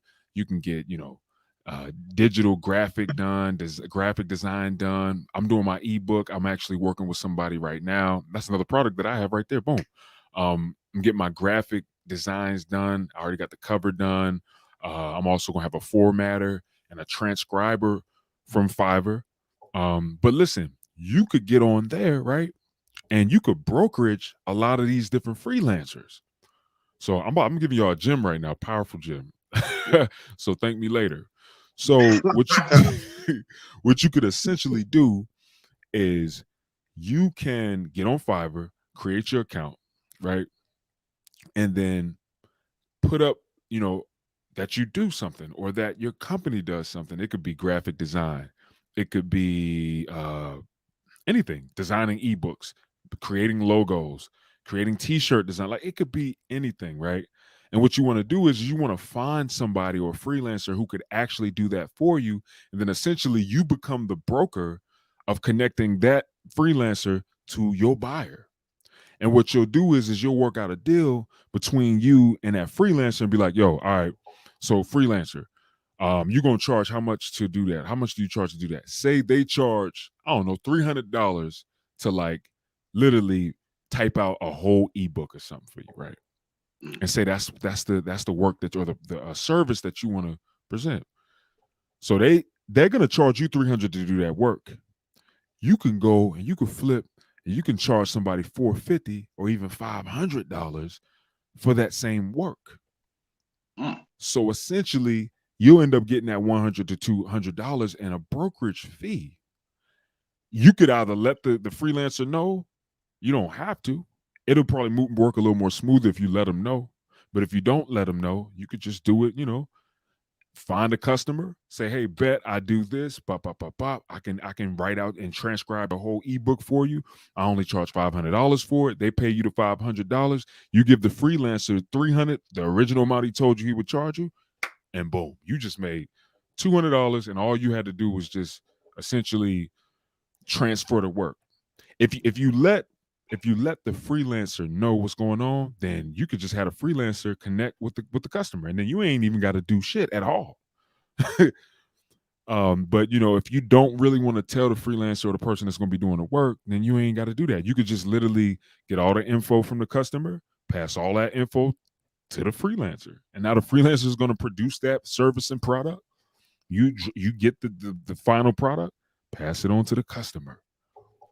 Now you got a brokerage business, and you're literally making money, and you ain't even have to do nothing except connect the dots and pass the information over to these people and the products over to these people. So listen, you could start a business in so many ways, guys. And that is one way to really, really get out of financial crisis, obviously by getting more income. So yeah, man, start a business is powerful. That's honestly what got me started into my businesses because, I first of all, being a trainer, I dealt with a lot of stuff at first with training. I didn't know what the hell I was doing. And once I got a trainer, he started putting me up on all this stuff, and I'm like, damn, okay. So I'm sure I'm not the only one who don't know what they're doing. So hey, I could actually be a trainer myself. I can help other guys who don't know what they're doing or who's similar to me, you know. Or like my ebook, which is lowering the noticeability of gyno man boobs without surgery, right? That's something that I personally dealt with. That's a problem that I had, and I figured out a solution to it. And now I'm putting that into an ebook now, and I'm going to be able to sell that. That's something that I created one time, and that'll continuously make me money as long as I promote it. There you go. And that's helping men solve that same problem that I could actually relate to. So when I talk to these guys or even my clients that deal with gyno, it's like it's a connection because it's like, yo, I went through this, yo. So you're talking to somebody who was able to lower the noticeability because I've been there and I've done it and I experienced it. So guys, it's just something to think about. Your pain could mess around and be your profit, believe it or not. Oh wow. The things that you're going through, you find a solution for some of your own individual problems, you can make a business out of it once you find a solution to it. And then you can sell that solution to other people. Now you got a business. So, guys, these are some powerful ways to increase your financial income, and definitely prosper in your finances. So, yeah, man. Yeah, I had some difficulties earlier, man. But in terms of what we was talking about earlier, though, I think that that's a powerful conversation. And me and you, bro, we're gonna dig deeper on that together, off air. because I Okay. think there's something for us dope to talk about, and we might even be able to pull it up on a different episode. That might be a dope episode to talk about. You see what I'm saying? For that. That could be a dope topic, and we could dig deep because that's a real topic. And I from what I see, there's one side and there's another side. You got white people, black people, and they on both sides. So, but we'll definitely dig deep on that. Cool. All right, so now we're gonna dig on to another thing in terms of financial reconstruction and recovery, and it's a big bullet, and it's something that we all need to be thinking about, and we need to put our attention to. But it's the American or the U.S. currency decreasing, Mm. guys. This is a big deal, yo. Like some of y'all may know, some of y'all may not, but listen, they are printing money, man, and they are printing it. This is this is a monetary note, like it's paper, guys. Um, the U.S. dollar is definitely decreasing by the year. That's why inflation is getting so high and it's increasing. And with that being said, this is one of the reasons why we have to figure out ways to multiply our money, and we have to invest it wisely and correctly. Because if the cash is dying, if the cash is decreasing, then what? Mm. You can go ahead and you can get $100,000 right now in cash, and you can keep that cash for the next 10, 15 years. That $150,000 is not going to be the same at all. It depreciates. It's decreasing simply because of inflation and because they just print money like it ain't nothing. And we owe money. We owe money to all types of countries. Please don't get me started with that. Um, so with that being said, I'm not talking bad about this country. I'm thankful to be born in the United States, honestly, because we do have a lot of liberties that a lot of countries don't have. So I thank God for that, honestly, that I'm born here. But hey, the truth is the truth. So with that being said, yeah, man, this currency is definitely decreasing, man. What do you think about that, Tony, in terms of the currency of our country decreasing like yearly? Well, I think you hit the nail on the head since they're just printing off the money, and that basically it puts a gross supply of this money. But then if everything is going up, that dollar is not going to be worth the same thing for the same product. Mm. Like a 5 hour energy shot is going to be worth freaking $8 for a single shot, and that's going to be sad times, especially when the overall workforce is doing the same work, or they're being stressed out and nobody else is joining the workforce. Hello, all these hemp warning signs. It's making the U.S. dollar weaker. So Mm. our let's just say our leadership, if what let's say if they were actually more focused on this common man stuff that we're trying to tell y'all right here, where to eliminate debt, freaking do the work necessary rather than being distracted by all these feel good virtue signaling nonsense, we could solve that problem really quick collectively as we just move forward with just the bare minimum basic idea. And it's we're pushing into some sad times when it comes to that dollar. So it is important for not only to learn how to multiply your money, how to save your money. Again, living below your means. I am actually currently working on a emergency food supply. I don't know when. Basically, I'm gonna have to budget down super tough. So I got some canned meats and stuff just in case, and I want to freaking have to budget down to that when the time comes in order to save my money to make it go a little bit longer. Having that discipline and being ready for these tough times, and they're creeping up on us, is going to be your responsibility. You can ignore it, put your head in the sand. Oh, everything will be fine in the end, or you could do something.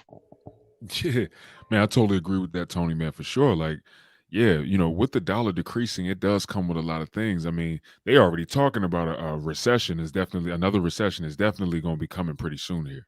Um, and that's pretty deep to hear. But for business owners or for people, who understand that that's the time where we could come up, it's not really a scary thing. And that literally comes from them being prepared. And kind of like what you saying, man, it sounds like a lot of what you was just saying was preparation. Like y'all better get prepared and understand that fact and that truth. Like, yo, the dollar's decreasing. So what does that mean? I think that's why a lot of people are really getting into digital currency. I think that's why that shit is starting to blow up.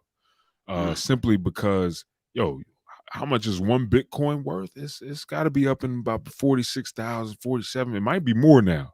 60, That's the 64 right now.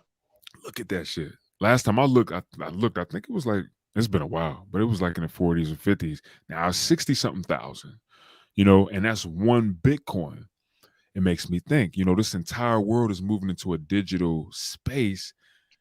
I'm gonna keep it 1,000 with you. I'm not 100% into it. I think that might be a dope episode too for us to dig deep into about just how the whole world is really moving to digital. Like this whole meta, what is it? Metaverse shit.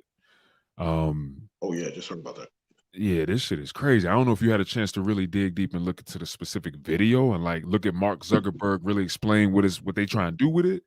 But I just think that it's really going to disconnect us from what we've been gifted to, man. I mean, gifted with, and that's literally us, man. That's literally life experiences. That's the trees. That's the sun. That's the moon. That's the waters and the oceans. That's actually experiencing the real universe. Um, when I looked at that video, I'm like, yo, they want all of us to be walking around with this fucking headgear on all day, just like we be on the phone all day. Cause they're looking to convert everything over to that. How many times we seen Hollywood movies actually kind of exposed the kind of dangers of that? What was that movie where everyone was like having an avatar out there? I think Bruce Willis was the guy in it. Oh, I think I know what you're talking about. He had to stop one of the cyborg suits when they just went full rogue and tried to do some stuff. He had to stop them. And then after the system crashed, everybody came out of their freaking apartments and, oh, this is the real me. And do we really want, it's sad that it's like these are becoming an actual reality. Do we actually want to push things to that? Isn't there a point where we got to pump the brakes when we're trying to push things cybernetically all the time? Man, I don't know. That's a conversation for another day, I guess. It's just, hell yeah. but I do believe in we have to, one way or the other, we have to prepare and adapt. It's either prepare for the hit or adapt to the process. Facts. Yeah. And honestly, I believe that adapting and preparing coincides because, if you're preparing for something, you're obviously adapting to the possibilities too. So it's a collective effort. It's like, I bet I got to prepare for it, but once it hits, I have to adapt as well. Um, yeah, man. So honestly, it's definitely something for us to prepare for because if the United States currency, the USDA, is like continuously going down, then obviously it's gonna come with some repercussions. But yeah, bro, honestly, that's a real thing to think about. But I like I said, first thing in my mind or what I'm thinking about is like, all right, bet since the actual dollars is gonna come down, I'm gonna start looking into the new shit that's coming and adapting, just like you said. Looking at some of these cryptocurrencies in which we're about to talk about next, and like digital currencies, because it might get to a point where that's the main currency. You know what I'm saying? It's like everything is moving to this one world type of connection to do shit. Mm. We look at the we look at this cryptocurrency, we look at all these digital currencies. It's like everybody all over the world is accessing this shit. So to me, it just looks like everything is moving to, all right, we're gonna make everything move in a one world um, type of civilization and structure, and that's something that we definitely need to prepare for. Because if everything is digital, then who the hell is in control of this digital thing, and who can turn it on and turn it off? That's Yeah, something we got to think about too. yeah. Who's setting the rules? Yeah. Exactly. It ain't the people. It is kind of scary to think about it, but I want to say there's nothing you could do, but the thing you got to do is accept and adapt or just prepare, and it boils down to that again, how you the individual is going to respond to these changes.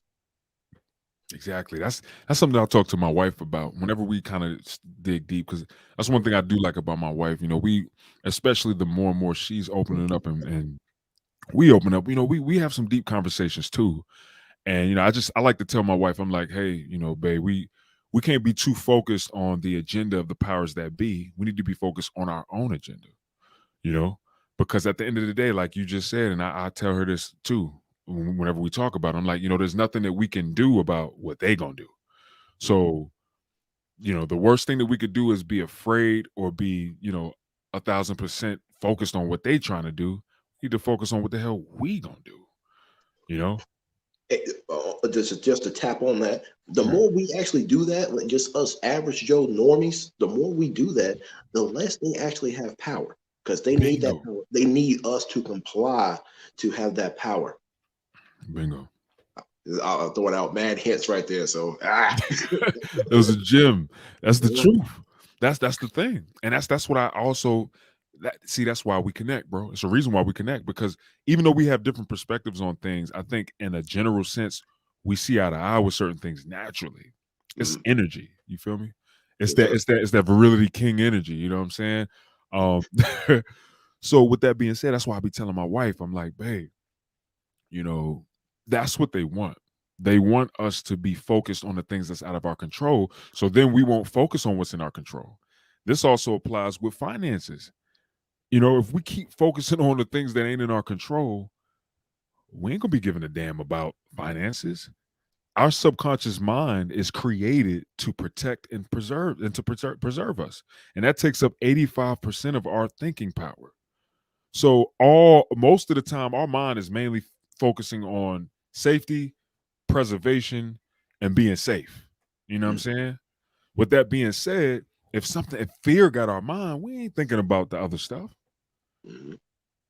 So that's why, when me and my wife, whenever we talk about that, I'm like, babe, we can't really focus on the stuff that we don't have any control over. We need to really focus on, what we gonna do, what our agenda is, so that we can, like you just said a few minutes ago, be prepared and be able to adapt. Learn how to cook your food. Learn how to grow food. Learn how to, I was playing the other day with my daughter and we got a couple cantaloupe seeds. This was a beautiful thing, man. It Mhm. really made me feel in touch with God and with the earth, right? We had a cantaloupe and there was some seeds. We had like 3 seeds. I was like, all right, baby, come outside with me real quick. We're gonna sow these seeds. And not to get super religious or spiritual on here, but I prayed over the seeds, right? And I just Mhm. prayed. I was like, God, please let these seeds grow, like let them grow into something. I want to see your power and I want to see the power that you've given me as a man on this earth. I said, God, please let them hatch and grow, right? And I also said, I want to show my daughter this. I want to pass this with her so she can know her power on this earth. Put the seeds in the dirt with my daughter. We both put the dirt over the seeds. This, that, and the third. I had her help me do it. I was talking to her about it and what it meant. Man, tell me why 2 weeks later, bro, we got some hatching happening. 2 weeks hatching. That's when it hit me and dawned on me. And I'm like, yo, a lot of us people, man, we don't know the power that we have because the media is taking our attention away from that shit. Mhm. They don't want us to know that we can literally grow our own food. Like, because guess what? If we can grow our own food, then why do we need what they have established in this civilization and in this matrix?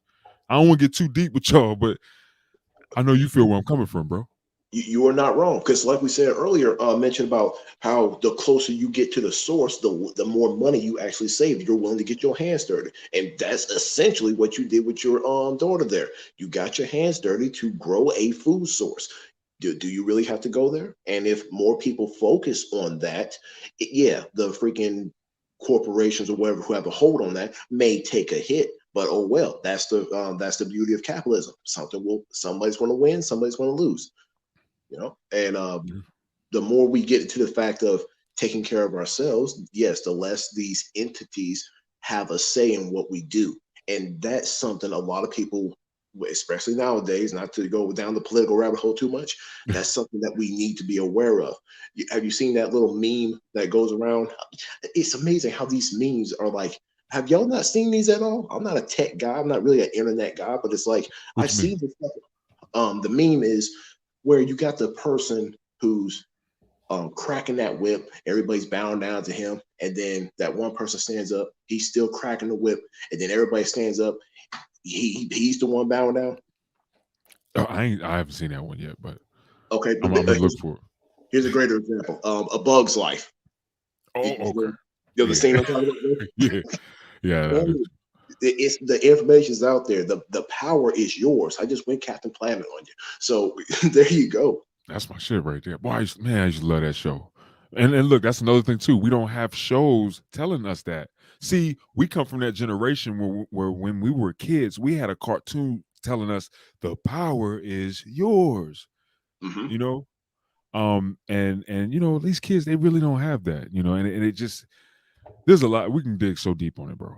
But that's definitely gonna be for another episode. But in a nutshell, man, yo, listen, I think that it's something for us to really think about, man. That dollar decreasing, that means we need to adapt. We need to prepare. Like I said, figure out, and then even knowing that there could potentially be a recession, or we could reach a pretty dark time. Look at this. Look at the pandemic.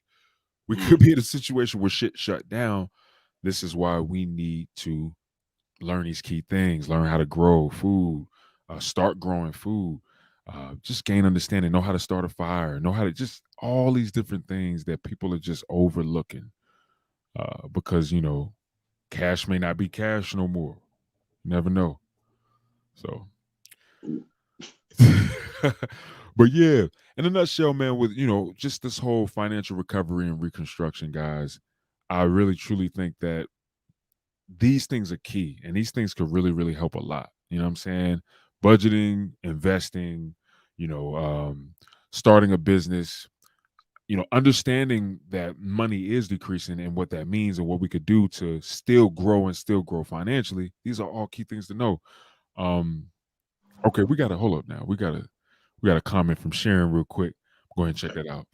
All right, Sharon, she said, can you say thanks to Tony for his service?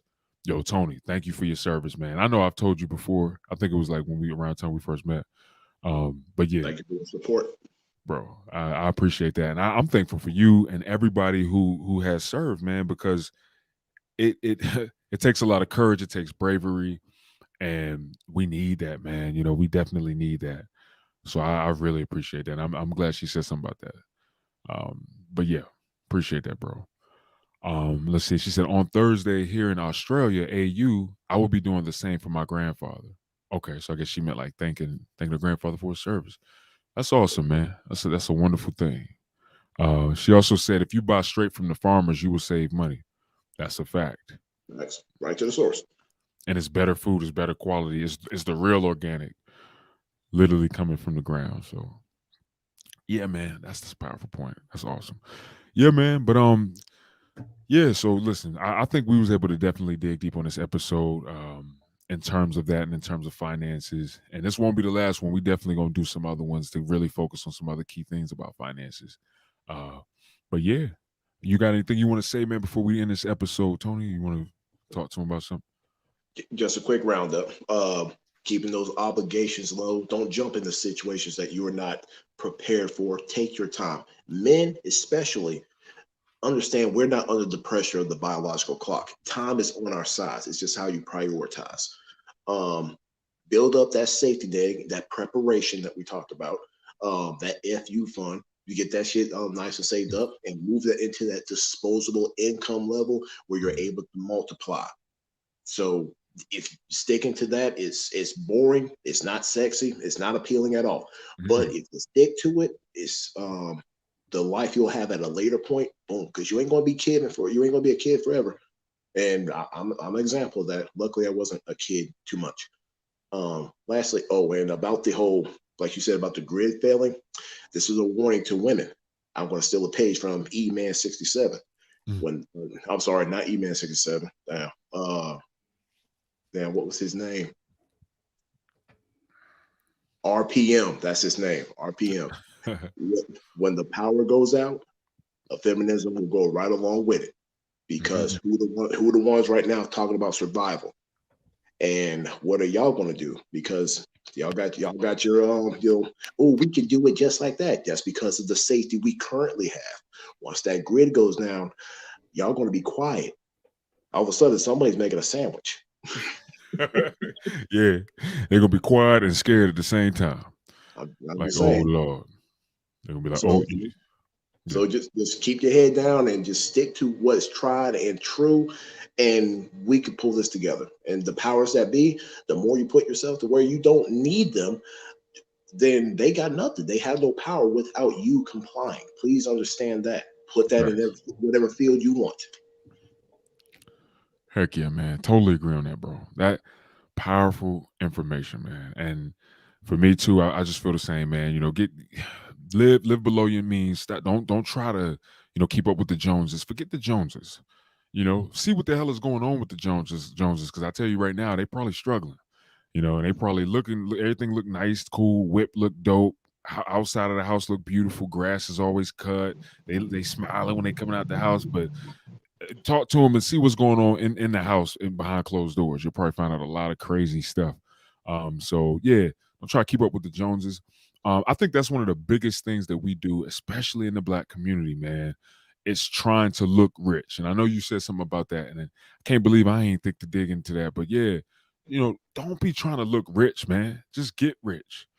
You know, um, I like it. fuck looking rich, man. You trying to look all rich and shit, and you ain't got a pot to piss in. It's like, what point does that make?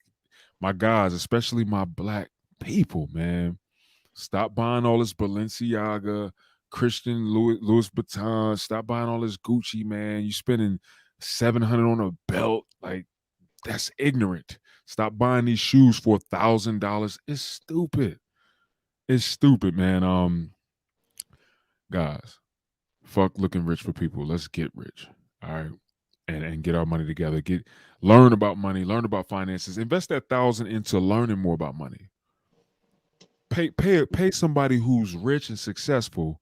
Pay them that $1,000. Be like, listen, man, tell me everything that you know about getting rich. You'll be surprised. You'll be like, damn, now I could buy as many damn pairs of Gucci shoes as I want because now I'm actually rich. Another thing too, and I want to end off with this. You listen, we are all worthy. All right. We are all worthy. The clothes, the shoes, the money, even the money, even though we're talking about money right now, the money, none of that shit makes us worthy at all. All right. Even though the world and the media presents everything like as if that makes us worthy. And it's funny that however much money you have is considered your worth or your net worth or your worth. No. Every human being on this planet is equally worthy, right? We are all worthy. And this is my personal belief. You could disagree or disagree. Uh, but I believe that we are all worthy simply because we are created in the image of God. All right. And we have that power. Okay. The powers that be don't want us to know that. That's why they keep pushing us away from it. That's why a lot of us are struggling. That's why a lot of people are depressed. That's why a lot of people are broke. That's why we go through financial struggle. That's why we're going through all this trauma. That's why hurt people hurt people. It's all to push us away from our true power. And it's that we are all worthy. You are worthy that's watching. We are all worthy. All right. So remember that. I struggled with that for years and I finally accepted that we are all worthy to have and live and do whatever we want to do on this planet. All right. So, most importantly, man, listen, we're done with this episode. Guys, remember, every man is the king of his own kingdom. Okay. Embrace your masculinity and build your kingdom, man. Until next time, man. Salute.